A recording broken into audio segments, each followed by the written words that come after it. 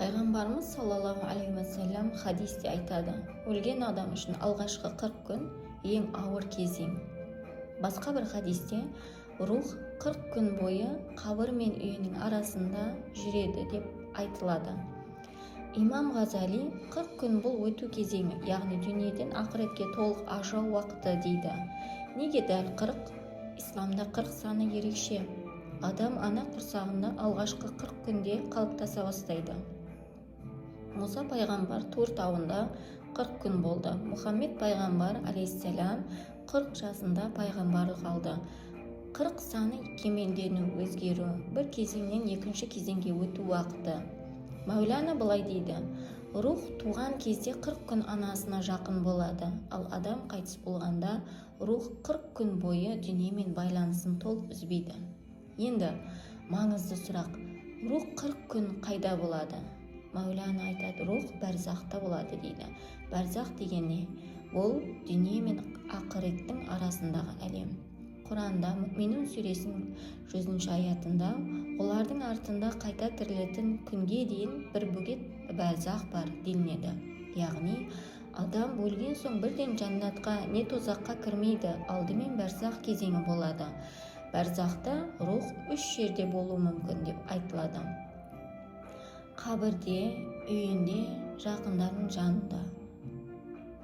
Ибн Қайюм Жаузия өлген адам тірілердің жағдайынан хабардар болады. Әсіресе алғашқы 40 күнде көпшілікті мазалайтын сұрақ: рух сені көре ме?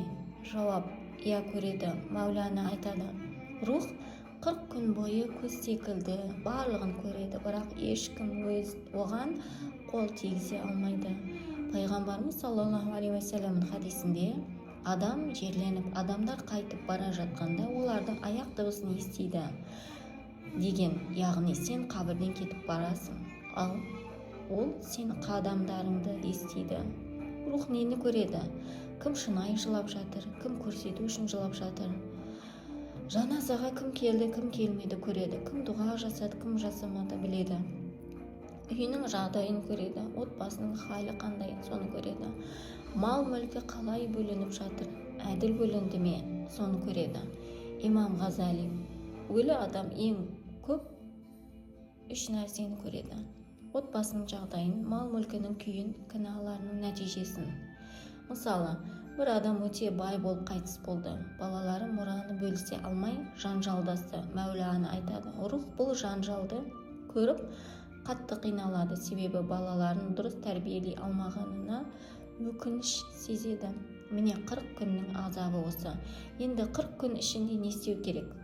Көп дұға жасау, күн сайын таңертең кешке дұға ету. Пайғамбарымыз айтады: өлі үшін жасалған дұға оған жетеді деген. Мәулана: рух 40 күн бойы дұғамен нұрланады. Құран оқу, Фатиха, Ясин, Ихлас күн сайын оқып сауабын марқұмға бағыштау. Ибн Аббас: өліге оқылған Құран оған жарық болады деген. Садақа беру, марқұмның атынан садақа беру, кедейді тойдыру, жетімге көмектесу. Пайғамбарымыз айтады: садақа өліні оттан қорғайды деген. Қарызын өтеу, егер марқұмның қарызы болса тезірек өтеу керек. Хадисте мүъминнің рухы қарызы өтелгенге дейін байланыста тұрады деген. Шектен тыс жоқтау жасамау, жылау күнә емес, бірақ айқайлап тағдырға қарсы келу дұрыс емес. Рух мұны көріп қиналады, жақсылықпен еске алу. Хадисте өлгендерімнің жақсы жақтарын айтыңдар деген. Жаман сөз айту рухқа ауыр тиеді. Қабірін зиярат ету, аптасына бір рет барып дұға ету. Рух қабірінде жалғыз емес, ол зиярат етушілерді күтеді. Енді ең маңызды сұраққа келейік: 40 күннен кейін не болады? Мәулана айтады: 40 күннен кейін рух дүниеден толық ажырап ақыретке өтеді. Бұл нені білдіреді? Алғашқы 40 күнге рухтың байланысы екі әлеммен де болады, яғни бір аяғы дүниеде, бір аяғы ақыретте. 40 күннен кейін рух тек ақыретте болады, дүниемен байланысы үзіледі. Ибн Қайюм айтады: 40 күннен кейін рух не жәннат бақшаларында, не тозақ шұқырларында болады, яғни күту кезеңі аяқталып, соңғы орны белгілі болады. Рух қайта келе ме? Мәулана айтады, рух 3 уақытта дүниеге назар салады: жұма күндері, айт күндері, қабір зиярат етілген кезде. Яғни толық үзіліп кетпейді, бірақ алғашқы 40 күндегідей тығыз байланыс болмайды, тек ерекше сәттерде келеді. 40 күннен кейін не істеу керек? Дұғаны тоқтатпай, әр жұма сайын дұға ету керек. Садақаны тоқтатпа, жылына кемінде 1 рет садақа бер. Зияратты тоқтатпа, айт күндері қабіріне бар. Мәулана айтады, өлген адам үшін жасалатын ең әдемі нәрсе оның ұмытпау. Мәулананың үйреткен 40 күндік дұғасы: Аллахым, бұл құлыңның рухына рақым ет, қабірін нұрға толтыр, күнәларын кешір. Сұрақ періштелеріне жауап беруде сабыр бер, қабір азабынан қорға. Қиямет күніне дейін оған тыныштық бер. 40 күн бізбен бірге болған рухын қабыл етіп, жәннатыңа орналастыр. Амин. Бұл дұғаны 40 күн бойы күн сайын оқу ұсынылады. 40 күн фатиханы қалай оқу керек? 40 күн бойы күн сайын бір фатиха сүресін оқы. Сосын былай де: Аллахым, осы фатиханың сауабын осы кісінің рухына бағыштадым. 40 күн садақаны қалай беру керек? 40 күн бойы күн сайын аз да болса бір нәрсе беру. Бір нан, бір су, бір жеміс, қандай болса да. Сосын Аллахым, осы садақаның сауабын осы кісінің рухына бағыштадым. Мәулана айтады, бала рухы періште секілді, 40 күн періштелермен бірге болады. Жас адам қайтыс болса, сол сияқты 40 күн бар.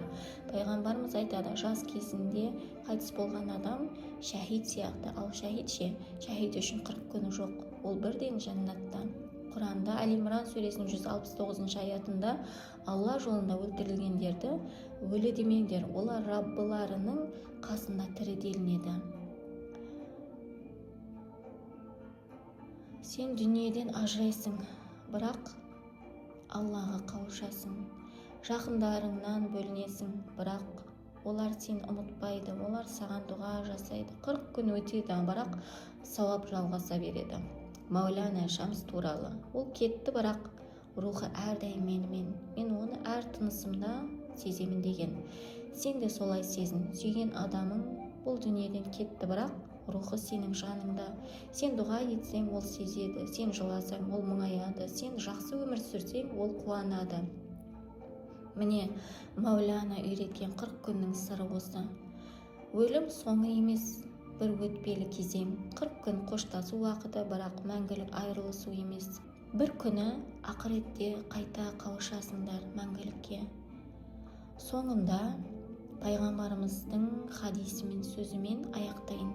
Өлгендеріңе сыйлық жіберіңдер. Сыйлық дұға мен садақа. Егер бұл видео жүрегіңе әсер етсе, жақыныңды жоғалтқан болса, дереу дұға ет. 40 күн өтіп кетуі мүмкін, маңызды емес. Дұға әрқашан жетеді. Пікір жаз, рухына фатиха бағышта. Келесі видеода қабірдегі алғашқы түн туралы Ибн Араби жеткізген 5 түсіндірмемен таныстырамын. Алла баршамызға жақсы ақырет нәсіп етсін. Жақындарымызбен жәннатта қауышуды нәсіп етсін. Уассалам.